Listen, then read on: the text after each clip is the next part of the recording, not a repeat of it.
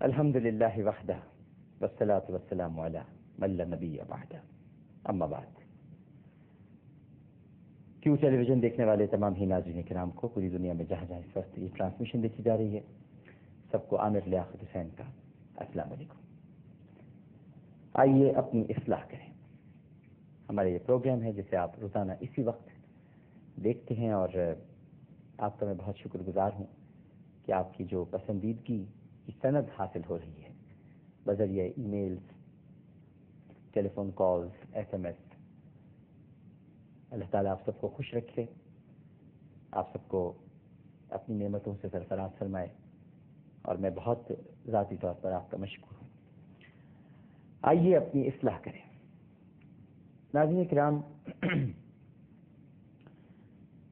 انسان کی شرم و حیا اس کی عزت اور آبرو کی حفاظت کرتی ہے اور اس کی برائیوں کو دفن کر دیتی ہے، اس کی خوبیوں کو اجاگر کرتی ہے۔ شرم و حیا،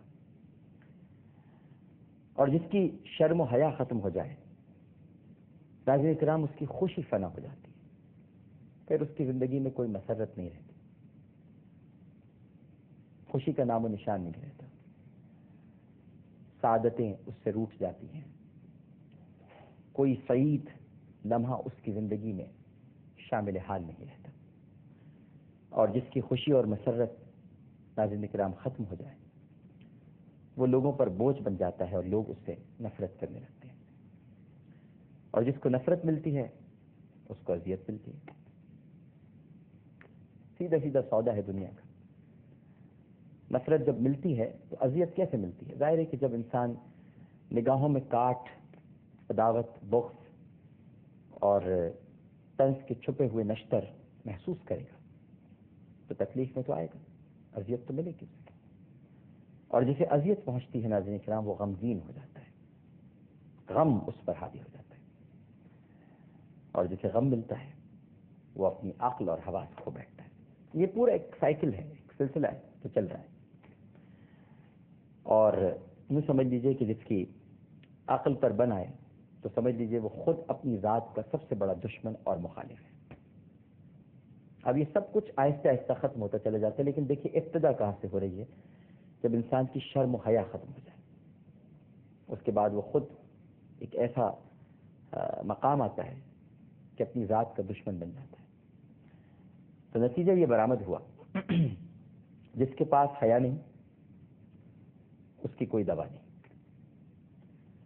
اور جس کے پاس وفا نہیں اس کے پاس حیا نہیں، جس کی کسی سے دوستی نہیں اس کے پاس وفا نہیں، اور جس کی شرم اور حیا ہی ختم ہو جائے تو پھر وہ جو کہے وہ کم ہی کہہ رہا ہے، اور جو کچھ کرے وہ کم ہی کر رہا ہے۔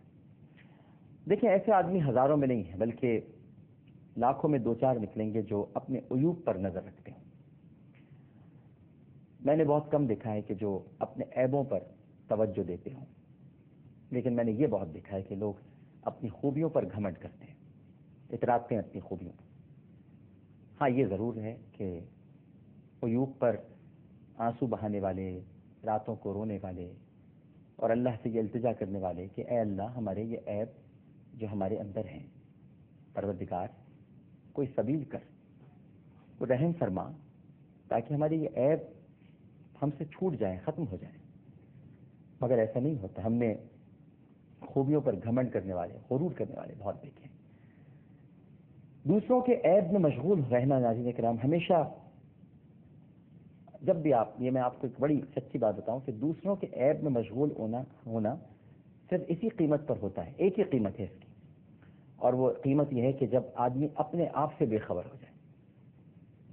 جب آپ اپنے آپ سے بے خبر ہو جاتے ہیں تو پھر سوائے دوسروں کے عیب تلاش کرنے کے آپ کچھ اور کام نہیں کرتے، کام ہوتا ہی نہیں کچھ اور کرنے کے لیے، کیونکہ آپ اپنے آپ سے بے خبر ہیں۔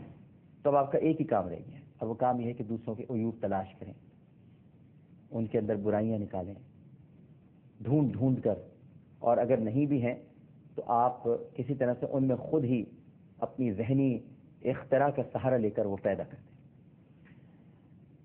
جو شخص دوسروں کے پیچھے اپنے آپ کو کھو دیتا ہے ناظرین کرام، وہ دنیا میں بھی گم ہو جاتا ہے اور آخرت میں بھی تلاش کرنے کے باوجود نہیں ملے گا۔ کیونکہ آخرت میں تو اس کو تلاش کیا جائے گا جسے جنت کی سند دی جائے گی. کہاں ہو تم، آؤ، رضوان کھڑا ہے تمہارے لیے. اور جسے تلاش نہیں کیا جائے گا وہ یہ جان لے کہ جہنم اس کا مقدر ہے. جس کو شوق ہے کہ اسے آخرت میں تلاش کیا جائے، میرا اس کو مشورہ ہے کہ وہ اپنے عیوب پر نگاہ رکھے. دوسروں کی خوبیاں تلاش ضرور کرے لیکن ان کے اندر خامیاں نہ ڈھونڈے. میں آپ کو یوں سمجھاؤں کہ حضرت امام اعظم ابو حنیفہ حضرت نعمان بن ثابت رحمہ اللہ تعالی، جعفر بن الحسن بیان کرتے ہیں کہ کسی نے انہیں خواب میں دیکھا، یعنی امام اعظم ابو حنیفہ کو، اور دریافت کیا کہ فرمائیے کیسی گزری. حضرت نے ارشاد فرمایا کہ بخشش ہو گئی. پوچھا کہ خدمت علم کے صلے میں؟ خدمت علم تو تھی نا امام اعظم ابو حنیفہ کی. علم پھیلایا، علم کو فروغ دیا. اپنے شاگرد اس دنیا میں چھوڑ کے گئے جنہوں نے فقہ حنفی کی نوک پلک سنوار کر آج ہمارے سامنے فقہ حنفی جس کے پیروکار دنیا میں سب سے زیادہ ہے. تو آپ نے ان سے پوچھا گیا کہ حضرت کیا خدمت علم کے صلے میں آپ کی بخشش ہو گئی؟ تو آپ نے فرمایا نہیں. مسکرا کے کہا کہ نہیں، خدمت علم کے صلے میں بخشش نہیں. وہ خدمت تو ہے بڑی، اس کا مطلب یہ نہیں ہے کہ خدمت علم کی وجہ سے بخشش نہیں ہوئی. لیکن آپ سنیے نا کہ بخشش کی وجہ کیا ہے. تو یہ سمجھنا چاہیے کہ اس کا مطلب یہ نہیں ہے کہ آپ یہ لے لیں کہ جناب وہ چونکہ ان کی خدمت علم نہیں ہے. خدمت علم اپنی جگہ پر ہے، وہ ہے، لیکن سوال بڑا اسپیسیفک ہے، بہت ہی ٹو دا پوائنٹ ہے. بخشش ہو گئی؟ جی ہو گئی.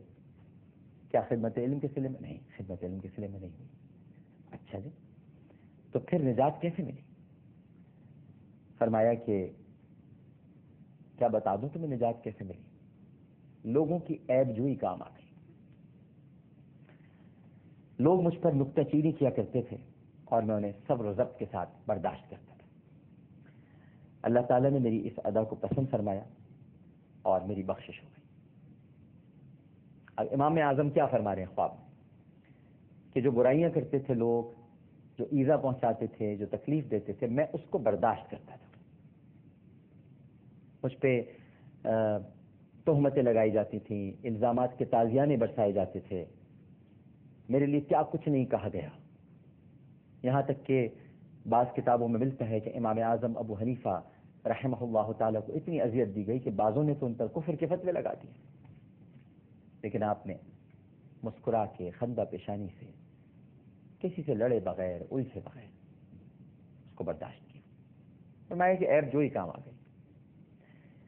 تو عیب جوئی آپ جب کسی کی کرتے ہیں تو آپ کو یہ احساس نہیں ہوتا، یہ معلوم نہیں ہوتا کہ آپ تو عیوب بیان کر رہے ہیں لیکن کسی دوسرے کا کام ہو رہا ہے.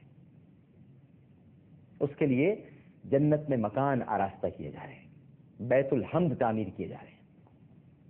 آپ عیب جوئی کرتے ہیں، آپ اپنا کام کریں، آپ کیڑے نکال رہے ہیں، آپ برائیاں کر رہے ہیں، کیونکہ آپ غیبت بھی کر رہے ہیں، آپ تہمت بھی لگا رہے ہیں، آپ الزام تراشی بھی کر رہے ہیں، آپ اپنے آپ کو برتر ثابت کرنے کی بھی کوشش کر رہے ہیں کسی سے، لیکن کام دوسرے کا ہو رہا ہے.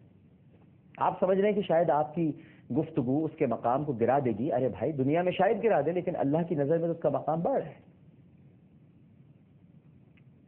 اسے کہ کسی نے کہا تھا کہ پیٹھ پیچھے جو برائی کرتا ہے وہ دراصل اس لیے پیٹھ پیچھے برائی کرتا ہے کیونکہ وہ پیچھے ہوتا ہے. اگر وہ آگے ہوتا تو کبھی برائی نہ کرتا. پیٹھ پیچھے برائی کا مطلب یہی ہے کہ وہ آپ کے پیچھے ہے، وہ آگے نہیں آ سکتا، یہاں تک کہ وہ آپ کے برابر بھی نہیں آ سکتا، اس لیے پیٹھ پیچھے برائی کرتا ہے. تو اپنے عیوب پر نگاہ رکھنی چاہیے. ہم سب کے اندر بڑی خامیاں ہیں، بڑی کمزوریاں ہیں. نہ جانے ہم اپنی اصلاح کیوں نہیں کرتے، نہ جانے ایسا کیوں ہوتا ہے کہ جب ہم کبھی یار دوستوں میں بیٹھتے ہیں، کسی محفل میں، گھر میں، خاندان میں، رشتہ داروں میں، عزیز و اقارب میں، تو ہماری گفتگو کا محور، مرکز اور بنیاد دوسروں کے اندر کیڑے نکالنا ہوتا ہے. ایک لمحے کے لیے بھی ہم اپنے بارے میں نہیں سوچتے کہ ہم خود کہاں کھڑے ہیں.